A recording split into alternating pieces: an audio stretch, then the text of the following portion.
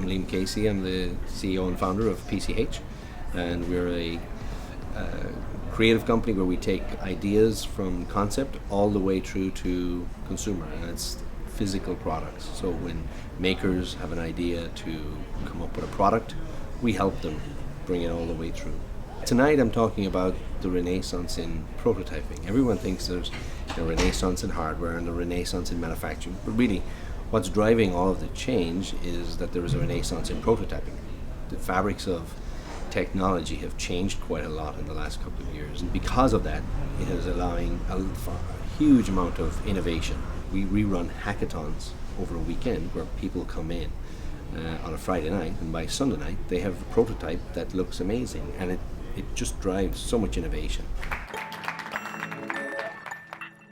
Liam is the founder, CEO of PCH, and I'm going to ask him a few questions about the movement from as you see it, Liam. Great. Because Liam, PCH traditionally has been a company, as I see it, that has basically supplied the components of many of the items that we might find in our phones and other electronics. And you supply some of the biggest companies in the world, yes? That's traditionally the business you've been in. Traditionally, yes. Yeah. So all the phones that we have here today, those sort of things, you've been involved in part of their manufacture, possibly, yeah? Possibly. Possibly. Lots of NDAs and things like that. But so it's very interesting, as we've got to know each other over the last few weeks, trying to understanding why a company that supplies these larger companies is interested in the maker movement. What is it about the maker movement that fascinates you? I think for me, when I look at the whole technology world, I'd spent 10 years in the fashion industry before I ended up working with technology products. And one thing that I learned very fast was that when I was in the fashion world, I could go to a fabric mill, get 60 meters of fabric, bring it to a contract manufacturer, and I could make any product. And I could change my mind last minute. A shirt, I could make a suit, I could make anything from that piece of fabric. Mm-hmm. I found in the technology world that you had product roadmaps, you had technology roadmaps that were extremely long. The process was it was very hard to work through. So what I found was that innovation in the hardware and technology was extremely difficult and very slow. And then we saw a change in around 2008 when companies here in the Valley started to let people go. And the people, instead of going and applying for other jobs, they started hacking, and they started going into their garages, and they started making prototypes. And we were meeting entrepreneurs and engineers. They were coming out of their garages with prototypes that, okay, not as good as what you'd see today, but they were working. And what we saw was that these entrepreneurs were looking at ways to disrupt the product roadmaps and the technology roadmaps. And for us, that was exciting because it meant that there was more disruption, there was more opportunity to short-circuit this extended product roadmaps. Mm-hmm. The fabrics of technology are changing. So you've got Arduino, Raspberry Pi, Edison, Galileo, you have Linux, Android, and you have 3D printers. And this is fueling so much innovation in the whole hardware space. You go to our lab upstairs and you'll see it. Tell me a little bit about how you've got involved in the maker space, because your company's invested in some very interesting startups or helped them along the way, including a couple of the companies in the presentation. Yeah, so when we started in the space, so if you look at it today, what we run hackathons now. So the hackathon is the very first step.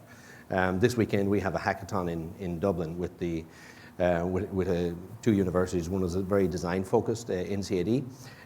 We've run a hackathon here in this facility. And so people come in for the weekend, we run a hackathon, they come in on Friday, and by Saturday or by Sunday night, they have a finished working prototype. That's the first stage. The next stage is we have this, here we've Highway 1, which you may have heard of, which is the Accelerator to bring companies from where they have the idea, but they want to go through a process to understand how to bring a product through. So that's a 4-month program based here in San Francisco. where, and including 2 weeks on the ground in China, and the class is just coming back this week after spending 2 weeks there. There they see factories, they meet engineers, they meet, here on the program they'll meet mentors, engineers, retailers, everyone to help them. What does it take to build a product, but also what does it take to build a company? And then once they come through there, they have the option of graduating into PCH Access, which gives them access to the entire suite of services that we have, which brings them all the way through to mass production.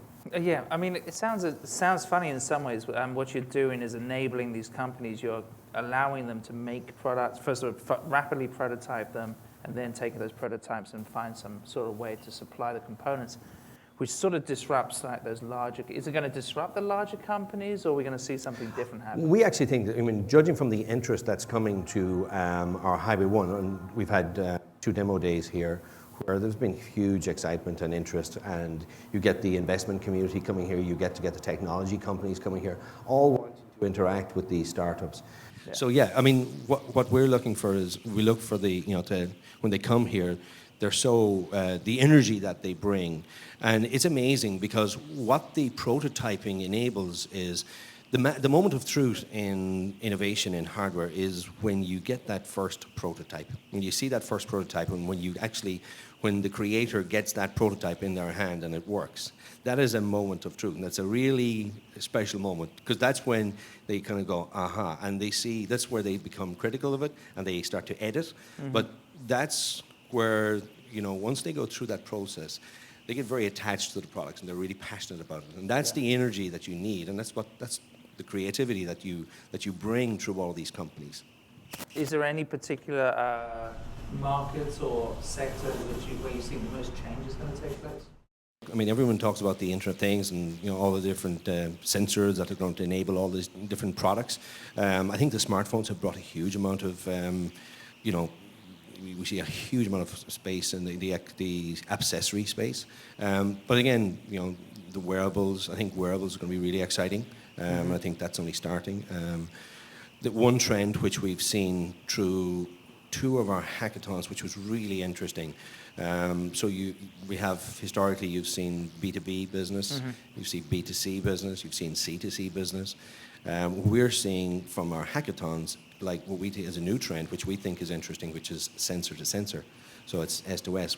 Sensor to sensor, yeah. We've seen one hackathon here where one company or one of the teams developed this smart shelf that would connect with supplies from a store, and it would be in the home, and it would alert the retailer that the product is going down, and you can automatically have it delivered.